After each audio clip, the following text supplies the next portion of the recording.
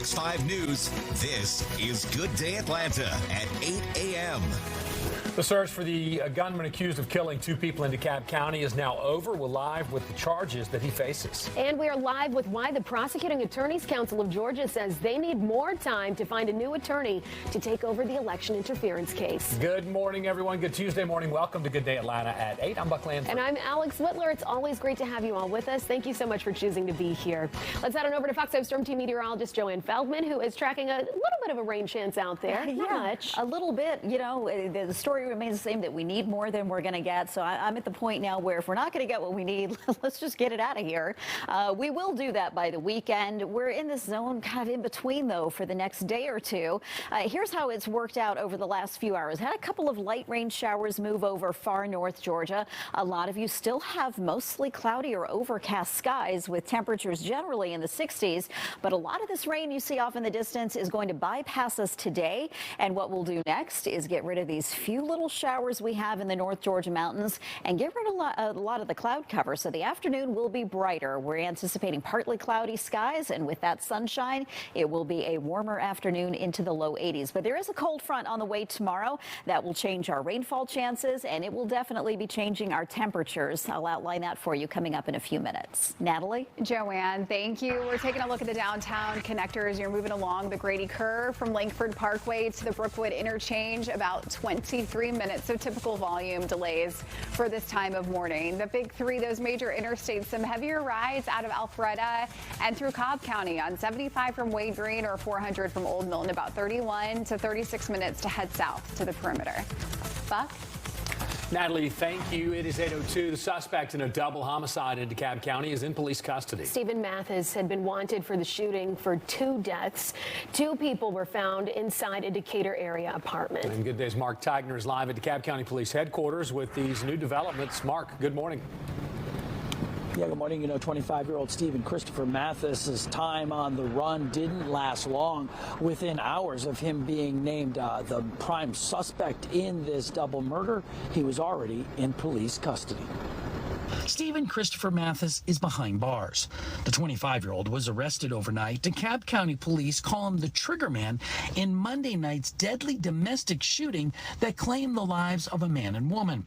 Between 7:30 and 8, officers responded to the East Perimeter Point Apartments, which are located near the Panola Road I-20 exit.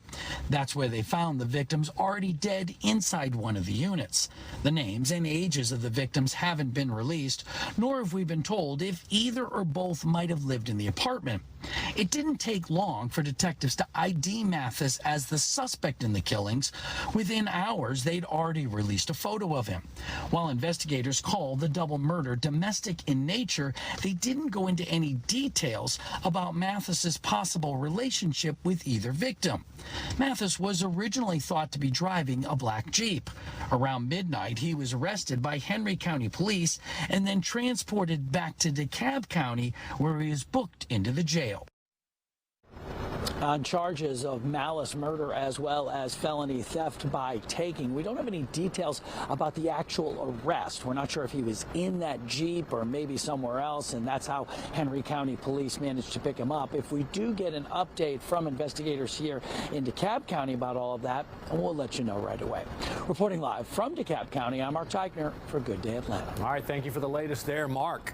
We're working to learn more about a shooting in Dunwoody. Police say a bullet grazed a man and gunfire hit an apartment on Lake Ridge Lane. That's off North Shallowford Road. No word yet what led up to that shooting. We're going to update you as soon as we learn more. A Metro Atlanta police officer is out of a job, and others are under investigation after a woman was mauled to death by a pack of dogs. 62-year-old Donna Wynn was attacked by 5 unleashed dogs on Lakeside Drive in Union City. This was back in August. Her injuries were so severe that doctors at Grady said they would need to amputate her arms. She died 2 weeks later. Her loved ones say authorities failed to protect her and are demanding accountability over the handling of the case. On justice. I feel like somebody should be held responsible. The officer here in Union City was, sworn in to protect and serve. Apparently he neglected my mother. We feel let down. Fulton County detectives are now investigating multiple agencies, including Union City Police and Lifeline Animal Services. Authorities say 5 dogs were removed from a home, with 4 of them being euthanized. The owner was also issued a citation. It's 8:06 now, and a former Metro Atlanta cheer coach has been hit with a $10 million lawsuit. Charles Moore III is accused of sexually abusing multiple young girls over several years. The 117-page civil complaint names Moore, as well as numerous cheerleading organizations, employees, gym owners, and even a high school and school district. It claims the defendants failed to protect the victims or report suspicious behavior to authorities. And this goes back sometime within the last, I want to say 10-ish years, maybe more.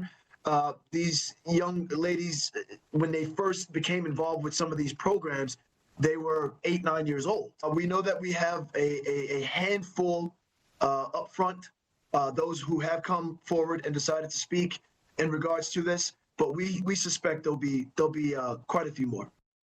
Well, Moore was first arrested last year. He faces several charges ranging from sexual contact to a minor from a person in a position of trust, sexual exploitation of a child, providing drugs to a minor, and molestation. Fox 5 has reached out to all of the gyms listed in the document, but so far, we've not heard back. The Georgia Prosecuting Attorneys Council wants more time to find a prosecutor to take over the Fulton County election interference case. Yeah, good day's Caitlin Pratt joins us live from outside the Fulton County Courthouse with the latest developments. Caitlin, good morning. Good morning to you both. Well, this case, as we know, has been in a holding pattern for quite some time. But now, unless they find a new prosecutor, it's going to be dismissed altogether. The clock is now ticking. Fulton County election interference case against President Donald Trump and others could be dropped unless a state agency gets an extension. Friday, Judge Scott McAfee gave the Georgia Prosecuting Attorneys Council 14 days to find a new attorney to take the case, or else he would dismiss it. The council said in a court filing in response, it needs at least 90 days since their office has yet to receive the physical case file, and because of its size, won't for about 4 weeks. Fulton County District Attorney Fonnie Willis used the state's anti-racketeering law to allege a wide-ranging conspiracy to try to illegally overturn the 2020 election results in Georgia. But DA Willis was removed from the case over the appearance of impropriety related to her romantic relationship with Special Prosecutor Nathan Wade, whom she hired.